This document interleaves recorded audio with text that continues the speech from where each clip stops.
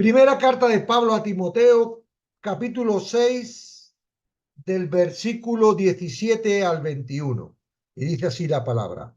A los ricos de este siglo manda que no sean altivos, ni pongan la esperanza en las riquezas, las cuales son inciertas, sino en el Dios vivo, que nos da todas las cosas en abundancia para que las disfrutemos. Que hagan bien, que sean ricos en buenas obras, dadivosos, generosos, atesorando para sí buen fundamento para lo porvenir, que echen mano de la vida eterna. Oh Timoteo, guarda lo que te ha encomendado, guarda lo que se te ha encomendado, enviando las profanas pláticas sobre cosas vanas y los argumentos de la falsamente llamada ciencia, la cual profesaron algunos, se desviaron de la fe. La gracia sea contigo. Amén. Amén. Amén. Es el último amén de la carta de Primera de Timoteo. Cuando el apóstol termina su primera epístola a su amado hijo en la fe, dos asuntos permanecen en su mente que se relacionan con el uso de las riquezas. La forma en que los creyentes usan estas dos es una medida de la madurez espiritual de ellos y su devoción a Cristo. Todos los creyentes son mayordomos, a quienes se les ha dado la responsabilidad de proteger y administrar lo que es del Señor y lo que el Señor les ha confiado. En este pasaje, Pablo menciona la primera de estas esferas esenciales en la que los creyentes deben ser mayordomos, en los bienes materiales. Pablo no condena a los que Dios le ha dado riquezas materiales, sino que los llama a llevar a cabo una adecuada mayordomía de los recursos que Dios les ha dado. No es pecado ser rico. Sin embargo, sí es pecado amar las riquezas y no ser un buen mayordomo de las posesiones que uno tiene. Aunque tener dinero no es pecado, tampoco indica necesariamente la bendición de Dios sobre una vida. Muchas personas piadosas son pobres, incluso algunos fieles pastores apenas pueden comprar una Biblia nueva cuando la de ellos se ha deteriorado. Por otra parte, muchos hombres malvados son muy ricos.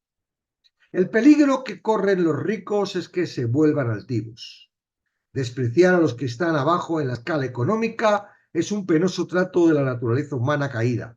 Las personas ricas afrontan constantemente la tentación de darse aires de superioridad.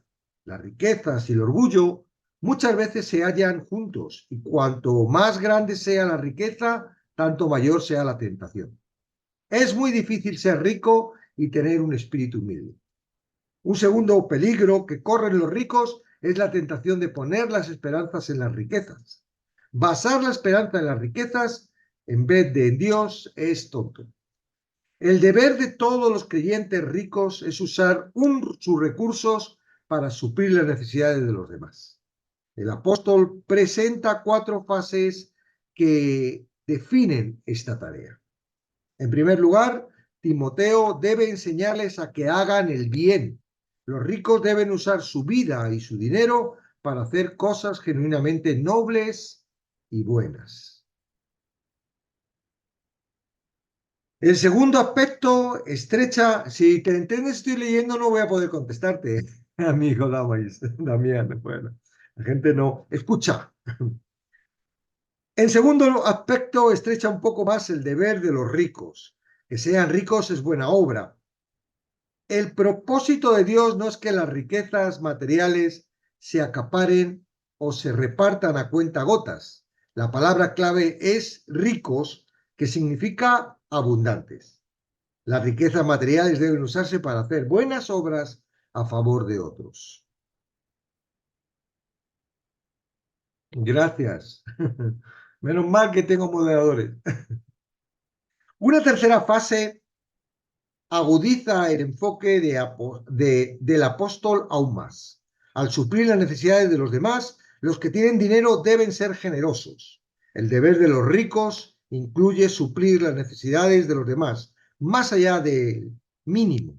Y esto requiere un corazón generoso y desinteresado. Pablo exhorta a los ricos a que consideren el resultado final del uso apropiado de las riquezas. Al compartir sus riquezas terrenales con otros, están atesorando para sí buen fundamento para lo porvenir. Los que ponen el tesoro en el cielo estarán felices al estar para recibir sus beneficios en el porvenir cuando lleguen al cielo. Los que invierten en la eternidad muestran que han echado mano de la vida eterna. Los creyentes deben vivir a la luz de la eternidad. Los cristianos deben invertir su dinero en el alma del hombre y mujeres y que estarán allá para saludarlos y darles las gracias cuando ellos lleguen al cielo.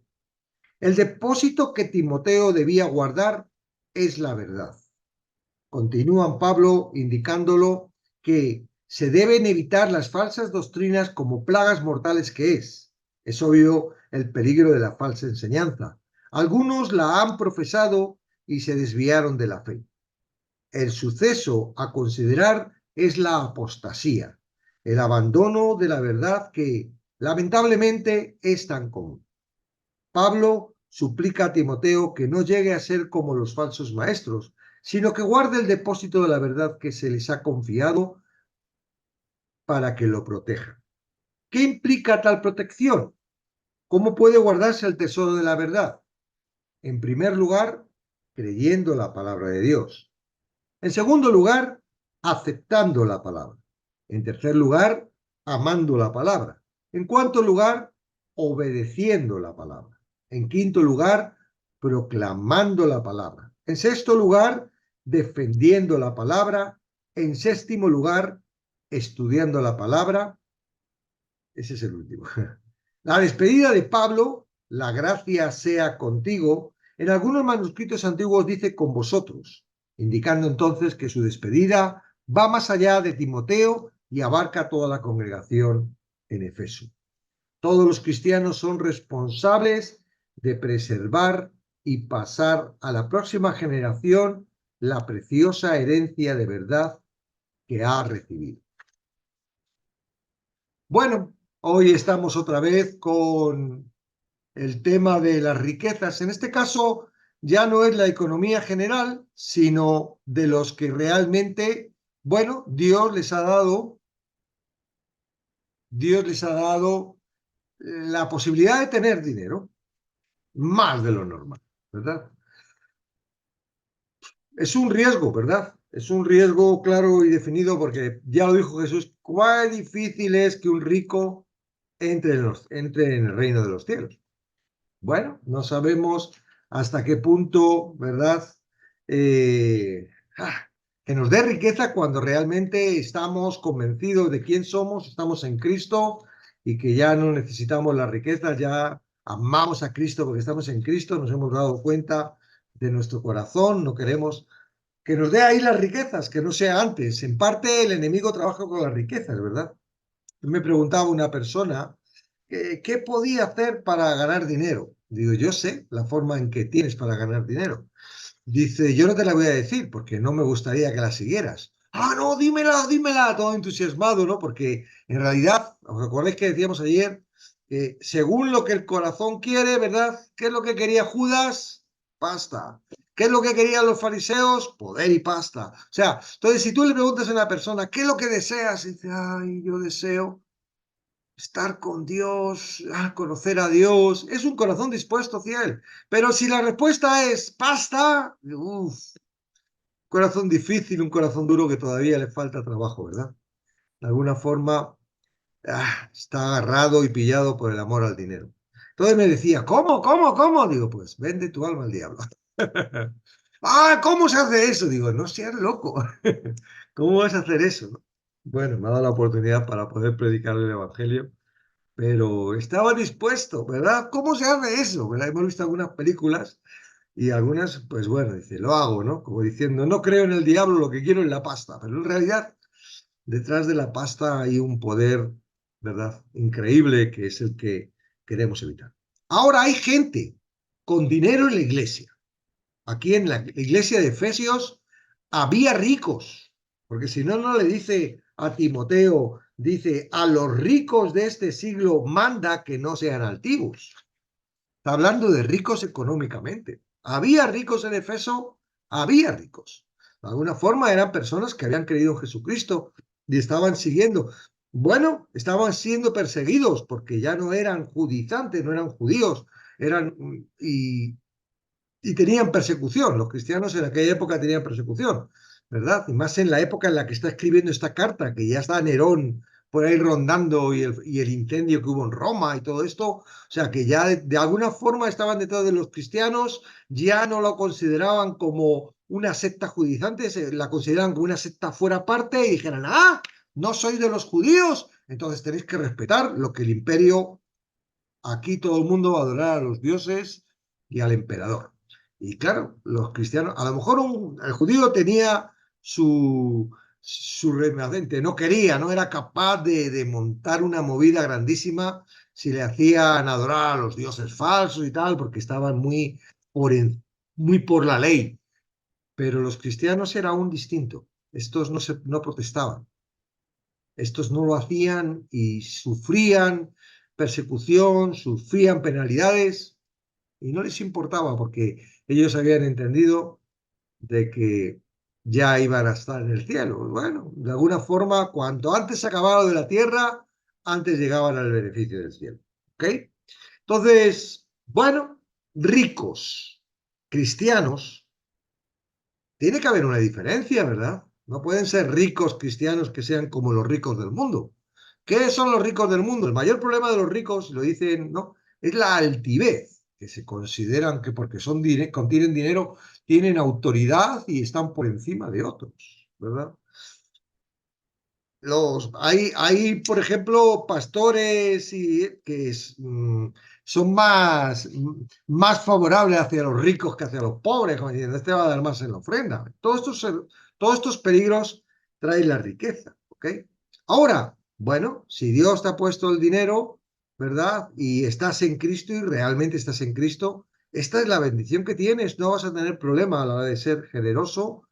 Yo muchas veces le digo a mi mujer, digo, no tenemos dinero porque si tuviéramos dinero no lo sabríamos administrar bien. Él sabe cómo son nuestro corazón, ¿verdad? De alguna forma todavía o no estamos preparados o por lo que sea, él sabe que no vamos a poder administrarlo. Entonces no nos va a dar ese estorbo porque en realidad el dinero es un estorbo. El dinero es un estorbo. No sé si te pasa, a mí me pasa, ¿no? Tienes en el banco un dinero, ay, estás tranquilo que tienes un banco. Está en la cuenta en números rojos, estás que no sabes qué hacer, ¿no? ¿Qué sucede? ¿Por qué? ¿Dónde está la confianza? ¿En el número rojo? En el dinero que tienes en el banco, en lo que ganas, en el trabajo, ¿verdad? Bendiciones, Víctor. Mm, el dinero es un peligro. Yo muchas veces digo, ah, qué bueno, ¿no? Que no lo tengo, porque si lo tuviera, y sí, ¿verdad? Cuando uno no lo tiene, ¿a quién se encomienda?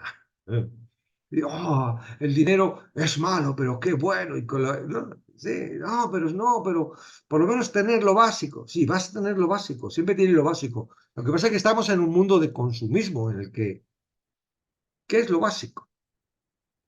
¿Verdad? ¿Qué es lo básico? Entonces, le muestra, ¿verdad? Y les dice a estos, "Ah, gloria a Dios, quien está en Cristo y tiene la posibilidad, porque el dinero en este mundo es necesario. El dinero en este mundo es necesario.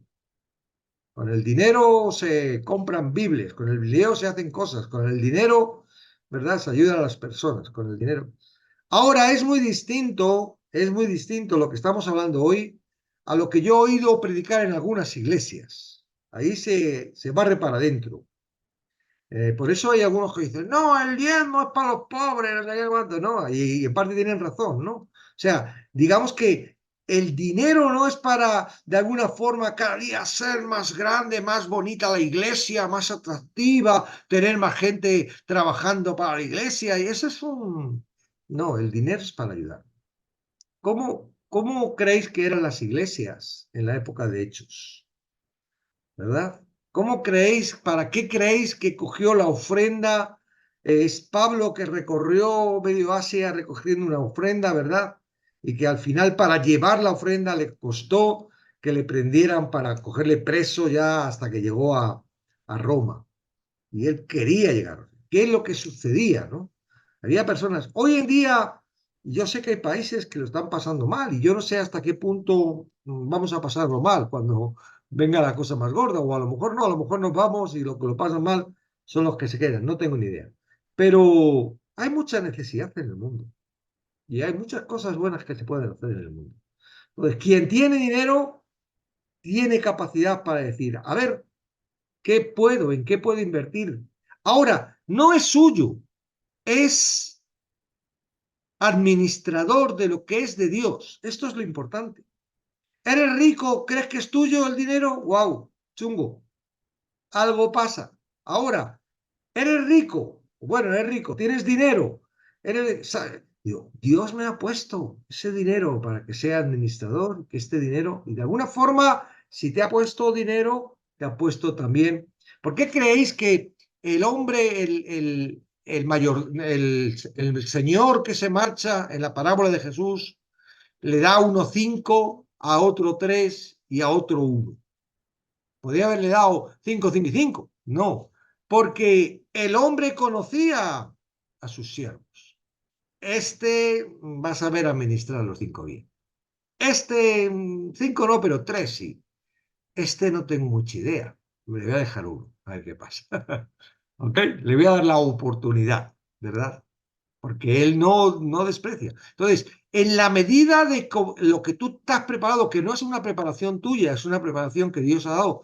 Yo digo, hay que estar preparado. O sea, está bien dar el diezmo, ofrendas grandísimas de todo lo que tiene, riquezas, a una iglesia que no está en orden, que no está predicando la palabra, que lo único que hace es, wow, ha entrado esto, vamos a cambiar los equipos de sonido, vamos a poner una mesa más grande de tal, vamos a poner cámaras de vídeo, vamos a ver si promocionamos, vamos.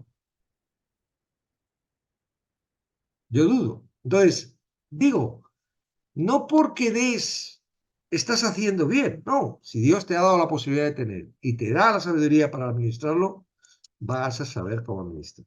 ¿Ok? Entonces, bueno, vemos aquí que hay un orden para los que tienen dinero, ¿verdad? Mm, Yo personalmente no soy rico, entonces no, no puedo identificarme con ellos.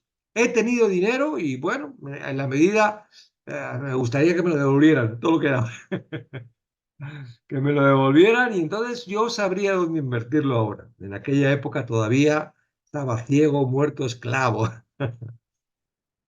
Define rico. Rico es una persona que tiene, o sea, digamos que hay podríamos hacer tres apartados dentro de lo que es la riqueza. Estamos hablando material, ¿ok? No estamos hablando de rico espiritual, porque rico espiritual no hay ninguno. Somos pobres en espíritu, ¿ok? Entonces está hablando de riqueza económica. Rico es una persona que tiene capacidad como para poder, ¿verdad? Decir, puedo hacer lo que yo quiera. Antiguamente, fijaros que ahora no lo sé dónde está el término, ¿verdad? No lo sé, pero en la época cuando España estaba con las pesetas, un millón de pesetas en aquella época, ¿verdad? Por eso le llamaban millonario. ¿Por qué? Porque tenía un millón o más. Millonario, ¿ok? Entonces, bueno, podemos decir, rico, ¿qué puede ser rico? Pues una persona que tiene unos ingresos, porque no es que haya cogido una herencia, porque una persona coge 40.000, 50.000 dólares y se la funde en un par de años. En serio, o sea, una persona que no tiene ni idea de manejar el dinero y tal, coge 40, 50.000 euros, se cree que eso le va a durar toda la vida y en un par de años se lo ha agotado. Ahora es distinto, es como el que tiene un saco, ¿verdad? Si tiene un agujero y no estás echando en el saco, el saco se vacía. Entonces, bueno, una persona que está teniendo un sueldo, ¿verdad? O tiene unos ingresos por encima de, mira, los políticos son ricos. Aquí en España está ganando un político alrededor de 8.000 dólares. 8.000 dólares. 8.000 dólares. ¿Te imaginas? 8.000 dólares. Por debajo, una persona que gane 3.000 dólares, 4.000 dólares. Y está hablando en dólares para que un poco nos definamos, porque aquí son euros, pero bueno, más o menos está a la par. 2.000 dólares, 3.000 dólares, no es rico. Eso es una persona media. ¿ok? Pobre, o por debajo de eso, que ganan menos de 1.000 euros, ¿verdad? Y hay algunos que aún ganan menos de 500 y de 400 dólares, ¿verdad? Y hay algunos que no ganan nada y que necesitan, esos son mendigos, que son, ya necesitan de la misericordia, porque no tienen capacidad para poder ellos hacer. Pero bueno, podemos decir ricos, personas que ganan por encima de los, vamos a poner, 10.000 dólares, ¿verdad? Y que tienen un patrimonio, ¿eh? Ricos, ¿ok? ¿Qué podrías hacer si ganaras? Yo sé, no sé si yo creo que no hay ninguno. Ahora en línea, ¿verdad? De los 33, que hay, no hay ninguno que esté ganando más de, por encima de los 10.000 al mes, ¿ok? Y constante, porque de nada sirve estar un par de años 10.000 y luego dejar de tener. No eres rico. Se funde, te vas a la quiebra y se acabó. No, rico es una persona que tiene unas rentas, tiene un tal, unas fincas, un no sé cuántos, y ha tenido, y sus padres ya venían de tal, esos son ricos. ¿Ok? Hay nuevos ricos que les sale una empresa y empiezan a irles bien y no, los nuevos ricos, y todo el mundo sabe lo que es un rico. ¿Okay? Ahora, porque yo esté ganando por debajo de 10.000, no voy a hacer caso a esto que dice. No, está dando unas normas básicas. ¿Tú ganas? ¿El dinero que ganas es tuyo? ¿O es que Cristo te está diciendo que lo administres? ¿Cómo lo administras? ¿Cómo lo administras? ¿Verdad? Yo personalmente creo que yo no sé administrar porque Dios no me da mucho. Pero bueno, no importa, lo que Él quiera. Amén. Entonces, y luego el final, ¿verdad? Oh Timoteo, guarda lo que se te ha encomendado. Aquí está hablando de la palabra. ¿Qué es guardar la palabra? ¿Qué es guardar la palabra? Yo lo he definido muy bien aquí, si queréis lo vuelvo a repetir, pero guardar la palabra en sí, ¿cómo puede guardar el tesoro de la verdad? ¿Verdad? En primer lugar, creyendo la palabra de Dios. Cuando estás en Cristo, esto es sencillo, porque Él ha puesto la fe para creer. Cuando no estás en Cristo, eh, dudas. ¿Por qué? Porque todavía está tu sistema carnal funcionando como jefe. Entonces, en primer lugar, creyendo la palabra de Dios. En segundo lugar, aceptando la palabra de Dios, que es distinto, creer, aceptar, ¿eh? En tercer lugar, amando la palabra. Algunos la creen, pero les estorba, ¿verdad? Bueno, no sé, yo no sé, yo creo que en Cristo es complicado no hacer esto. En cuarto lugar, obedeciendo la palabra, la carne se va a imponer, pero llega un momento en que la madurez y el espíritu, ¿verdad? Quita esa resistencia y al final uno es tan feliz obedeciendo la palabra. En quinto lugar, proclamando la palabra, que esto a veces parece complicado, ¿verdad? ¿Cómo lo digo? ¿Cómo lo cuento? Pero la verdad es que el Espíritu Santo va haciendo lo suyo y al final uno proclama la palabra, aunque no sepa cómo. En sexto lugar, defendiendo la palabra, que es un poco lo que hacemos por aquí. Y en séptimo lugar, estudiando la palabra. ¿Ven? Entonces, tenemos enemigos que hemos visto y que Pablo ha advertido a Timoteo de esta encomienda que tenía de esta iglesia y nosotros lo seguimos teniendo, pero ante nosotros tenemos un jefe y el jefe es el que se encarga de todo eso. Claro, de alguna forma nosotros somos los recaderos, ¿no? Y de alguna forma él a través de la palabra nos está poniendo en advertencia. Muchos, yo conozco a muchos que todavía están bajo la, el dominio de falsos maestros y que, bueno, se divierten mucho haciendo daño a la gente y a los... Y bueno, oremos, ¿verdad? Tengamos paciencia, sigamos el camino. Imaginaros que os dejan en una iglesia como Efesios, que sois Timoteo. ¿Os acordáis que empezamos así el estudio? Vamos a imaginar que somos Timoteo. ¡Wow! Ya nos habríamos ido.